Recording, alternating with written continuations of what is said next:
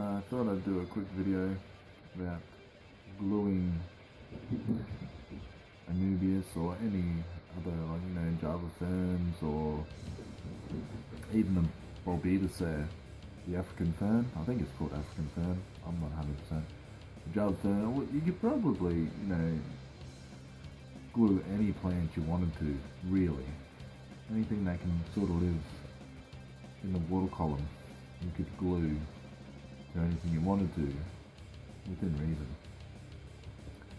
But anyway, that Nubius is glued onto that, what is it? I can't think of what the pot is. Terracotta. I think it's a terracotta pot. Terracotta is probably a great thing to glue onto because the bond usually holds. See that Anubias there? It's Anubias nana petite. This is Anubias nana, just your regular Anubias nana, and the one there on the driftwood is petite. The one there just grew without anything. I think maybe there was a little groove in it, but that's taken years. Alright, now this one has been glued on. I actually acquired this from someone who had actually used glue, and he couldn't remember exactly what he used. So I was curious,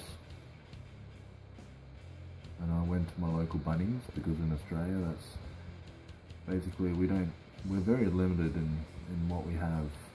Australia sucks in terms of a lot of things, and a lot of DIY stuff is one of them.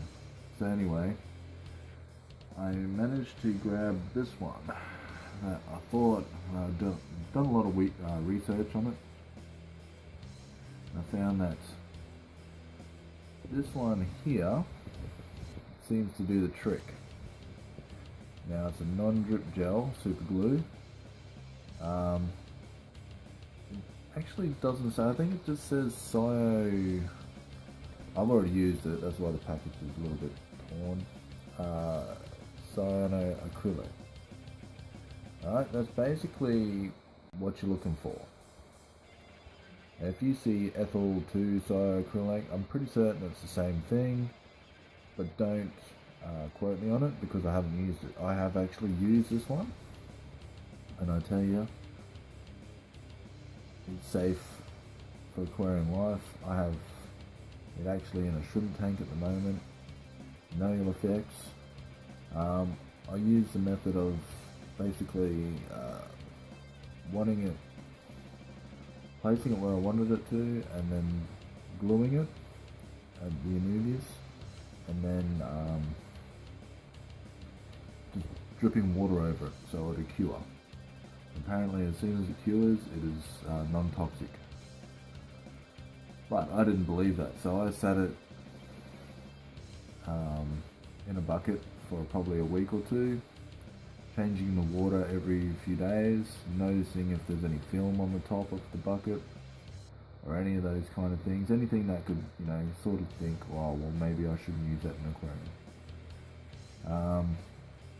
That actually did happen, but I'm also using it on Anubias that was coming down with Anubias rot.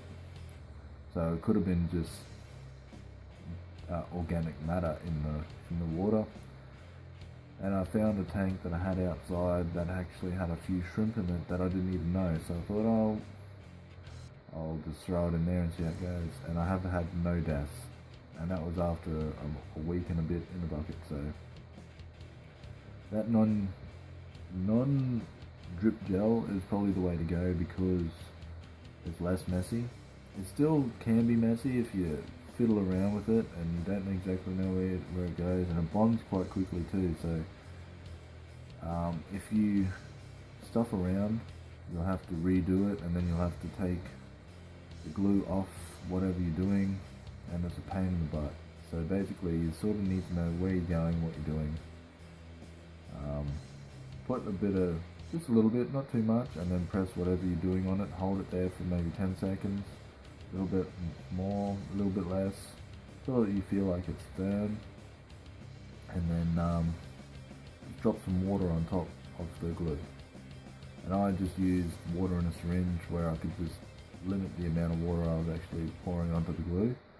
And basically it'll go like a little white colour, but you can actually, if you don't put too much on it, you won't even notice it. With the Nubius, you can't even see it. Like, you can't even see it on that.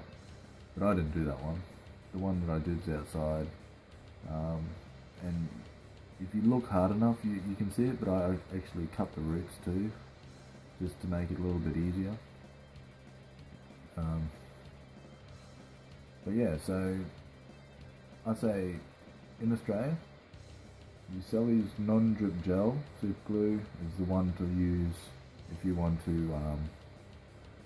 use in your aquarium. Alright.